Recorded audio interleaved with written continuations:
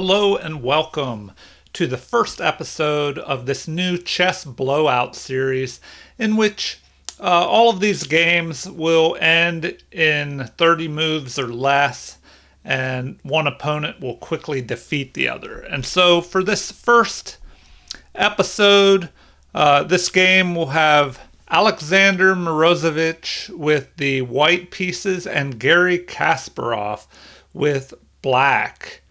And this game was played in 1995 when Garry Kasparov was the world chess champion. So let's begin. The game began with e4. So Morozevich plays e4 and Kasparov responds with e5.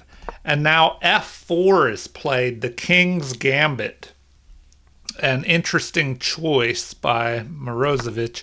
And the gambit is accepted, and Garry Kasparov captures the pawn on f4 and goes ahead in material. And in a gambit, the person who plays the gambit hopes that by giving up this material, it will allow them to gain a lead in development or some other advantage.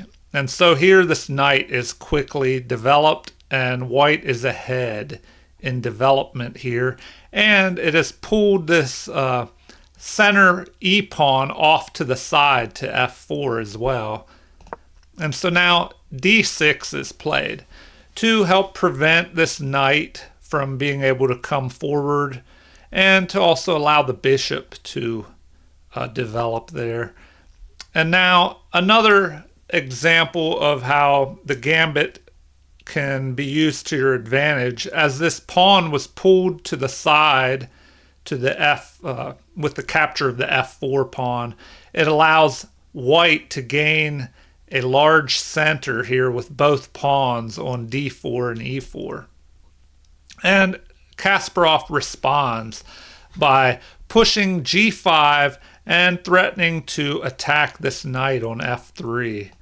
And so white responds with h4, attacking this pawn, forcing that pawn to make a decision, and the pawn pushes forward, attacking this knight on f3.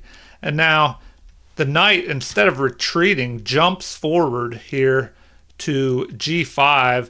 And if we look at the evaluation, black is a half a point ahead here.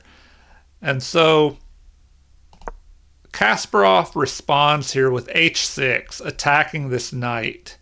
And now the knight sacrifices itself, capturing this pawn, and the king recaptures.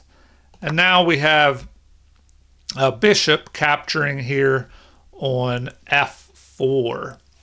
And so if we look, black is still ahead in this position. As far as material, though, it looks like white has two pawns for this knight that he has sacrificed, and he has stopped the black king from being able to castle, and the king side is open. So white is hoping that he will be able to get an attack on black's king, which is just kind of hanging out in the center here, all exposed. And so Garry Kasparov develops this bishop, and we see now the evaluation has changed. It is a little closer to even, but black still has a slight advantage. And white develops this bishop to c4 with check on the king. And so the king moves back to e8, and then we have castling by white. And here the evaluation jumps again in black's favor. So if we go back one move, instead of castling, it looks like white, to keep the game even, should have played a developing move with knight to c3, or the queen developing up to d3, which after a pawn push could threaten a queen check over here on g6. But white castled, and the advantage has swung drastically in black's favor now. And so after development by black, bringing this knight out to c6 and attacking in the center, now the bishop and the knight are both attacking this pawn. And it looks like the best move for white here would be c3 to back up this pawn, and it would keep this knight from being able to press forward in the future, but it should stop the threats. But instead, white retreated his bishop here to help guard this pawn and possibly hoped that this open file, the open F file up here towards the king, would give him an advantage. And so Garry Kasparov now is ahead by almost 2 pawns according to the computer evaluation here. And so he responds by capturing on h4 here, going up even more in material. And so here we have rook to f7, trying to get some counterplay against black's king side there. And so this rook to f7 move was attacking the bishop, and Garry Kasparov responds by protecting this bishop here. But after e5, trying to open up the position when his opponent's king is stuck in the middle. That is usually a good piece of advice. If your opponent has not castled and left his king in the middle, it's usually to your advantage to try and open the position up to get more lines of attack against your opponent's king. And so now Kasparov plays knight to a5, attacking this bishop on c4. And then after a bishop retreat, we see that black is even further in the lead here.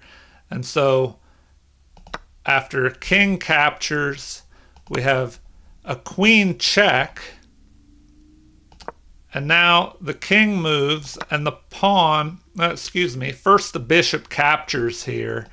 And then after this bishop move, the knight develops.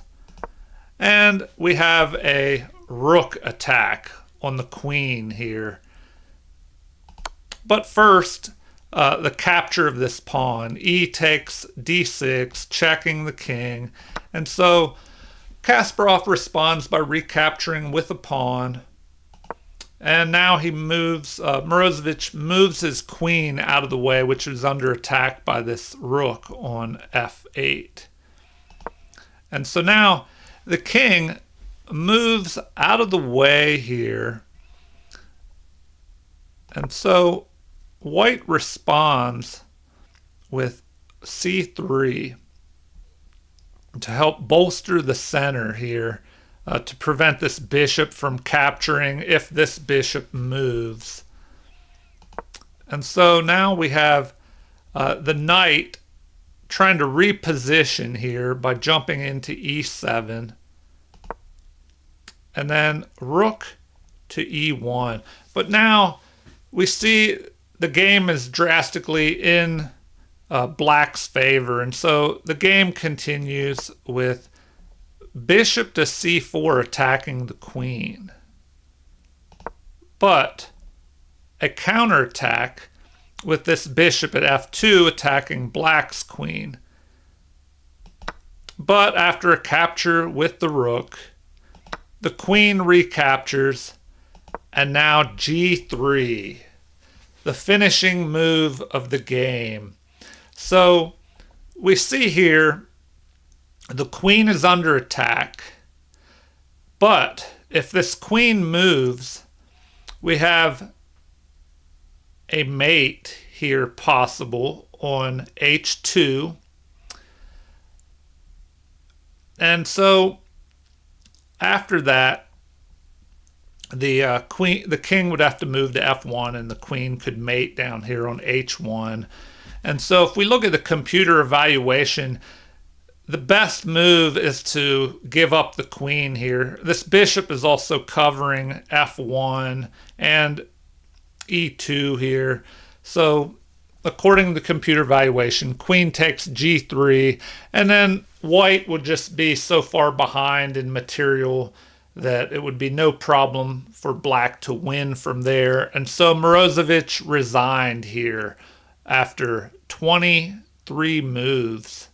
So we see there a blowout by Garry Kasparov over Alexander Morozevich in 1995 when Kasparov was world chess champion at the time and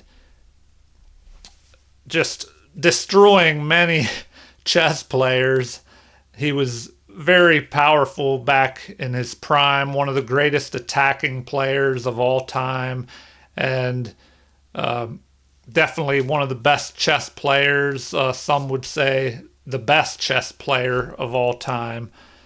And so I hope you enjoyed this first episode of this new series that I will try of chess blowouts featuring games that end before move 30, where one side quickly gains the advantage and defeats the other. If you've enjoyed this video, please like and subscribe, and feel free to leave comments or suggestions. Thank you, and have a great day.